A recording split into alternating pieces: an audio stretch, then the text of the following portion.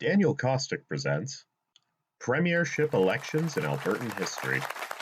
This election took place on August 5th, 1952, and was the 12th election in the province's history. It would come in the early years of the post-war economic boom. As a result of the continuing economic boom, Premier Ernest Manning enjoyed high approval ratings and a prospering province. The effects of the Leduc oil discovery were still running high as more oil was discovered and cultivated. The population would also continue to explode, with people coming from all over the country and world to get a piece of the Alberta advantage. Due to Manning's approvals and the strong economy, Alberta further solidified its status as an unofficial one-party province. Shortly after the 1948 election, Social Credit officially ejected Albert Boursier, MLA for Lac-Sainte-Anne, from the party caucus. This, coupled with a resolution passed at the party convention in 1948 expelling other members of the Douglas Social Creditors group, marked the second largest purge of Douglasite Puritans from the party. One member that was not expelled, however, was Ronald Ainslie, the former Minister of Education and MLA for Leduc. Ainslie had run for re-election under Social Credit in 1948,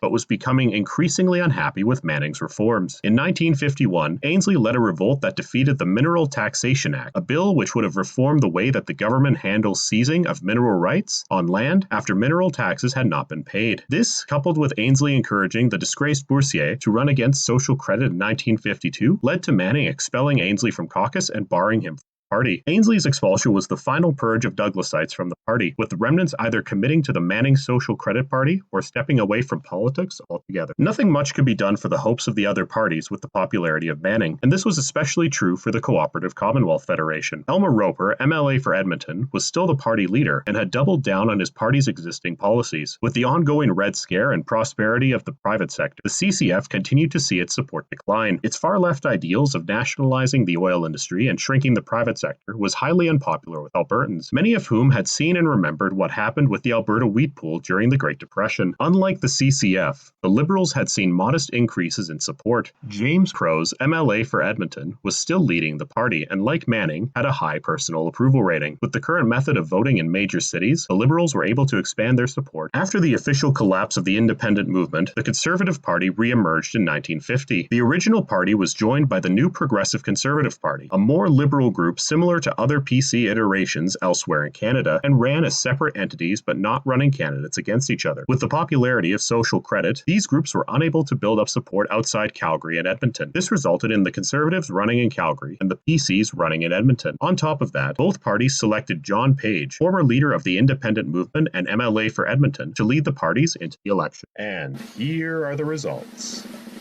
Ernest Manning won, securing his status as the longest reigning premier in Albertan history. Social Credit secured 53 out of a possible 61 seats, while securing 56.2% of the popular vote, up 2 seats and 0.6% from 1948. Next came James Prose, whose Liberals won 4 seats and 22.4% of the popular vote, up 2 seats and 4.5% since 1948. Next came Elmer Roper, whose CCF won 2 seats and 14.1% of the popular vote, even in seats and down 4.7% since 1948. Finally came John Page, whose Conservatives won 2 seats and 3.7% of the popular vote, up 2 seats and 2.35% compared to the independent movement's result in 1948. Once again, the dominance of Ernest Manning and Social Credit was on full display. The party had been benefiting from the economic boom, but also from their values matching with Albertans better than the other groups. The Liberals grew their vote share in Calgary and Edmonton, however, also reclaimed their former stronghold of Grouard after a by-election win in 1951.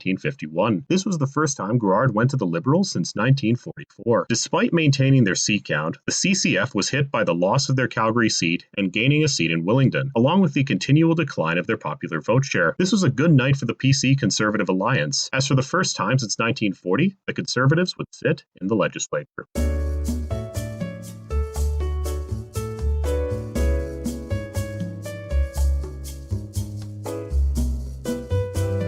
I'll see you in the next one.